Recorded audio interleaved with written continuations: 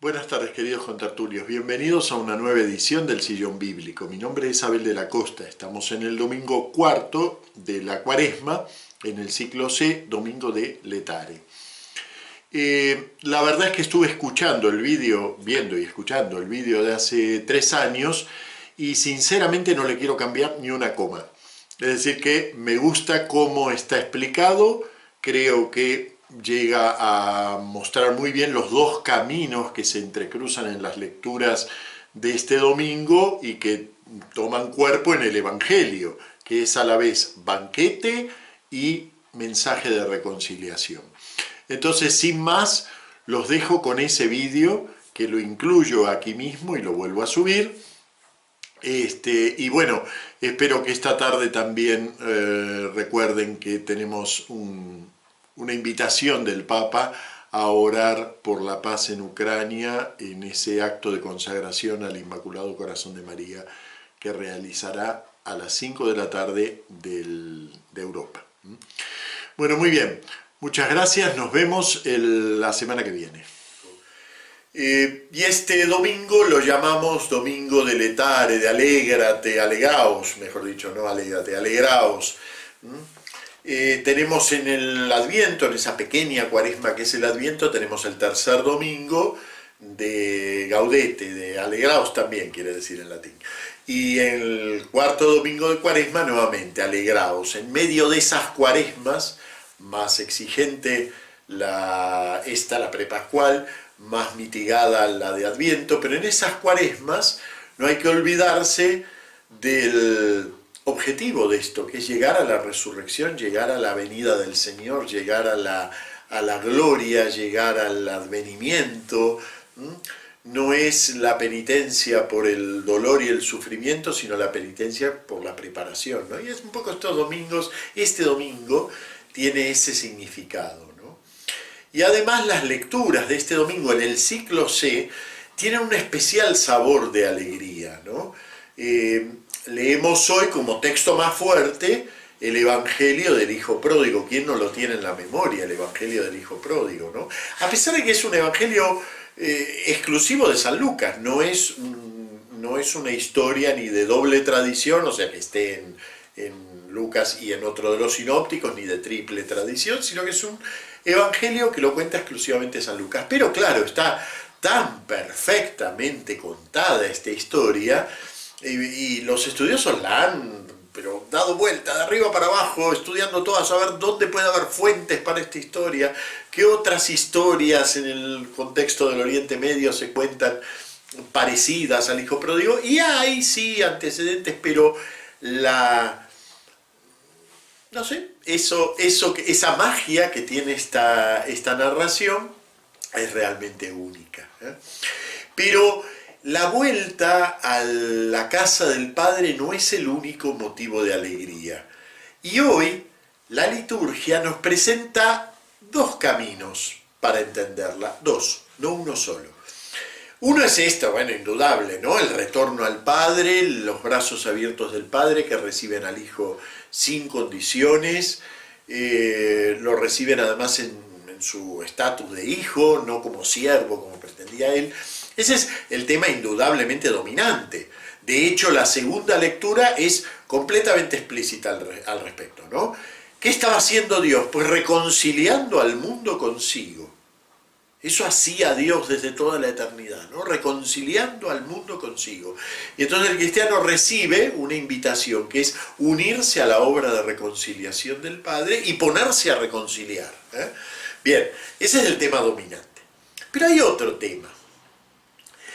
¿De dónde sacamos que este es el domingo de Letare, de alegraos? Lo sacamos de la antífona con la que empieza la misa. Lamentablemente, muchas veces los sacerdotes no leen la antífona, porque claro, en realidad cantamos el canto de entrada, ¿no?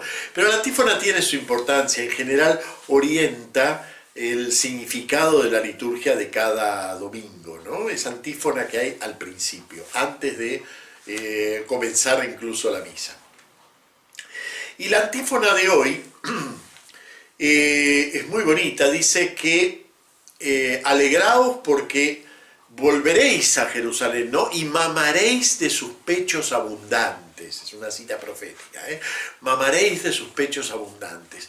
Jerusalén es comparado con una mujer, que da de comer, una madre nutricia, que da de comer a sus hijos. Y ese es el otro tema que tienen las lecturas de este domingo, la comida. Si os fijáis, en la primera lectura, bueno, explícitamente habla de comida. Llegaron a la tierra prometida y ¿qué hacen ahí en la tierra prometida? ¿Se ponen a jugar? No, se ponen a comer. ¿Y qué comen? La Pascua.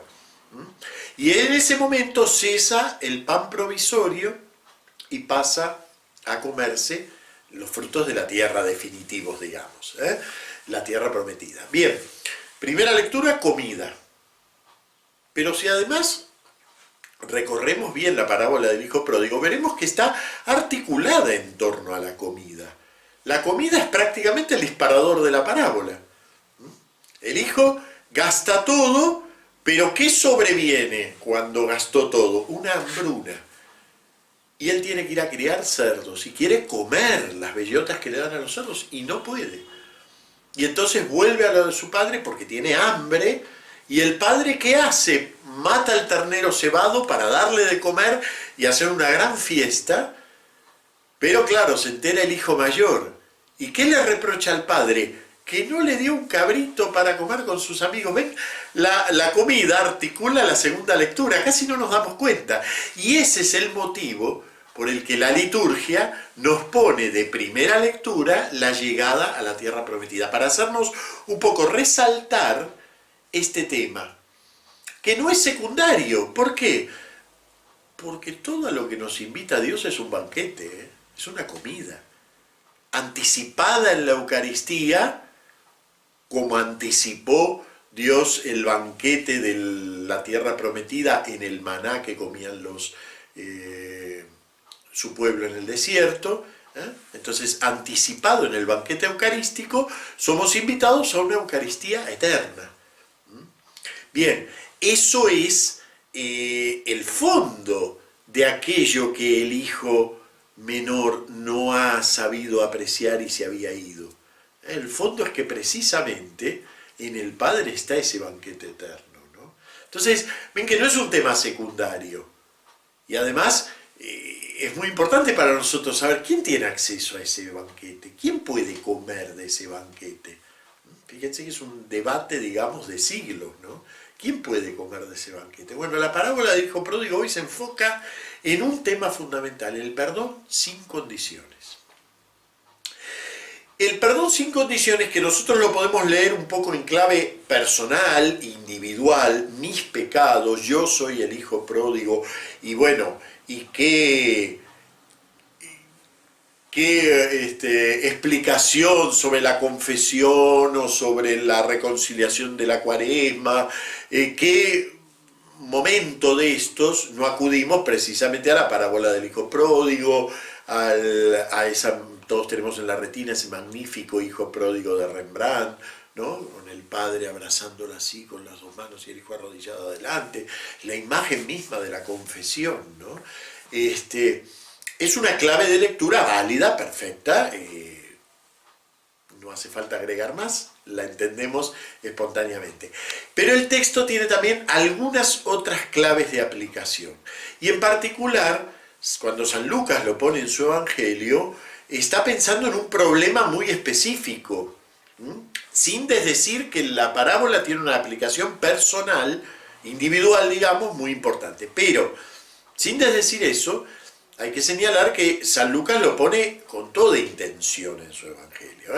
Está dentro de un conjunto de textos que hablan de lo perdido y lo hallado. Si la llamáramos, como proponen algunos, en vez de parábola del hijo pródigo, parábola del hijo perdido, sería un buen nombre. Está dentro del contexto de la moneda perdida y hallada, de la oveja perdida y hallada. Entonces, bien, la podemos leer en esa clave individual de lo perdido y lo hallado. Pero San Lucas, cuando escribe su Evangelio, está en esa década problemática para nuestra iglesia, que es cuando todavía es parte del mundo judío, pero ya se está separando. Quizá tenemos una imagen espontánea totalmente fuera de la historia. Nos imaginamos que Jesús vino, por lo pronto, a fundar una nueva religión. Jesús no fundó ninguna nueva religión.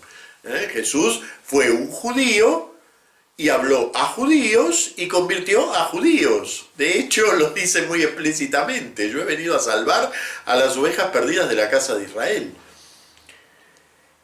Es la fuerza del mensaje de Jesús la que fue haciendo que esta secta judía, que es la primera etapa de la fe cristiana, esta secta judía empezara a abrirse hacia elementos venidos del paganismo. Y eso gracias a la gran lucha de San Pablo, porque como bien saben, no todos en la iglesia aceptaban esa forma de ingresar de los paganos. Bien,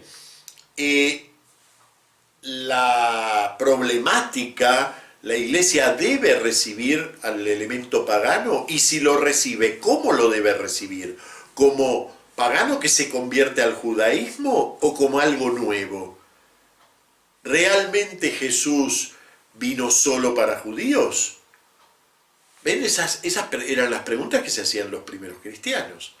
Y San Lucas, dentro de una problemática muy amplia, aporta con esta parábola, que recoge él solo de la tradición predicante de Jesús, recibe con esta parábola y da una cierta respuesta a la problemática. Se inscribe dentro de esta problemática.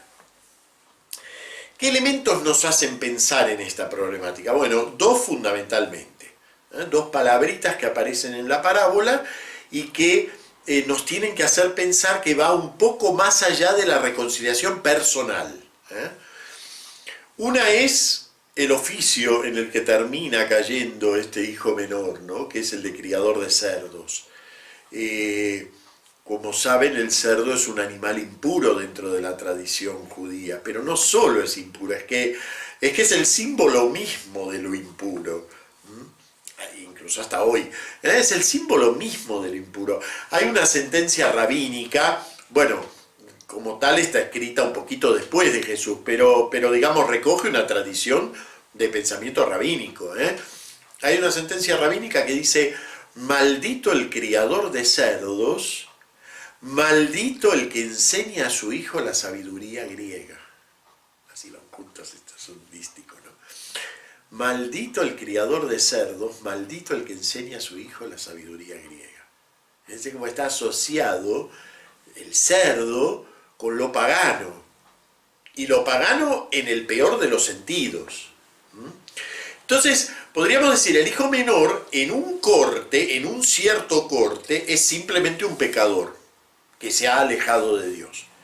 Pero en la perspectiva en que Lucas nos lo está destacando con ese oficio, no es un simple pecador, es el paganismo en su conjunto. Aquellos que no solo no tenían entrada al reino, es que no podían tenerla, pertenecían al mundo de lo maldito. El otro rasgo, que también está aludido con una sola palabrita, es la palabra que el padre usa cuando recibe al hijo. Lo recibe con los brazos abiertos. De hecho, es conmovedora esa escena. Él sale de su casa al encuentro de su hijo y no lo deja ni terminar de hablar. Lo abraza, lo llama a sus servidores para que lo vistan, le pongan el anillo y dice: traed el ternero cebado y sacrificadlo. Fíjense qué verbo usa. Algunas traducciones ponen y matadlo, porque es verdad, este verbo puede usarse en un sentido genérico para decir simplemente matar un animal. Nosotros también a veces usamos sacrificar en un sentido de matar un animal. Sacrificar al perrito porque tiene un cáncer. Pero en sí el verbo, y no creo que San Lucas lo use ingenuamente, en sí el verbo tiene un sentido religioso. Es un verbo del ámbito cultural. Entonces fíjense qué contraste, ¿no? El hijo pagano, criador de cerdos, es decir, está en las antípodas de lo religioso aceptable. Y el padre que al recibirlo, no solo lo recibe, realiza para él el acto cultual, ofrecer un cabrito, un ternero. Realiza el acto cultual. ¿Ven? No solo lo trae de nuevo, no solo lo recibe de nuevo en la casa, es que lo incorpora a la ritualidad de la casa. Por eso es tan importante esta parábola, porque lo que está diciendo es además muy osado y muy grave. Está diciendo que eso que no tiene acceso, porque el hijo no dejó de ser un impuro, vuelve al padre y tiene voluntad de ser servidor del padre, pero no dejó de ser un impuro. Él es un criador de cerdos. Maldito el criador de cerdos y el que enseña a su hijo la sabiduría griega. Es decir, vuelve al padre, pero sigue perteneciendo a los excluidos. Y eso es un poco lo que quiere enseñar Lucas. Sigue perteneciendo a los excluidos. Y esos excluidos ya no son excluidos, son recibidos por el Padre. Ese es, podríamos decir, el gran mensaje de la parábola. Pero ahora viene la parte del hijo mayor. Todos nos damos cuenta quién es el hijo mayor. En esta clave simbólica, el hijo mayor es el propio judaísmo. Todo lo mío es tuyo. Siempre has estado al lado mío. Entonces, digamos, nos damos cuenta, es el de la casa, el que está dentro de los límites. Pero ojo, porque pasando el tiempo, esta parábola ha ido creciendo con nosotros, ¿no? Entonces esta parábola también le habla a la iglesia y le dice, ojo, que tú también eres el hijo mayor.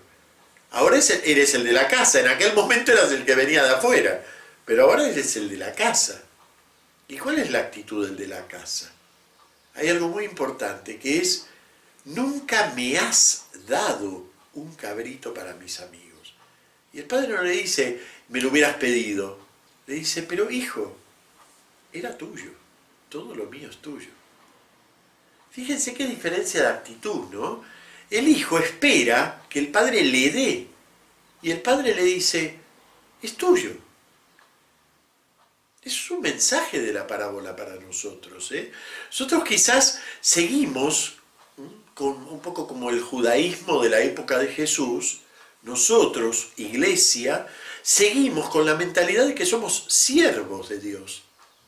A pesar de lo que él dijo claramente, no os llamo siervos, os llamo amigos. Todo lo mío es tuyo. ¿Ven? Aunque esa frase esté en San Juan, lo de no llamo siervos, os llamo amigos, pero ven que San Lucas tiene la doctrina equivalente, de otra manera, todo lo mío es tuyo.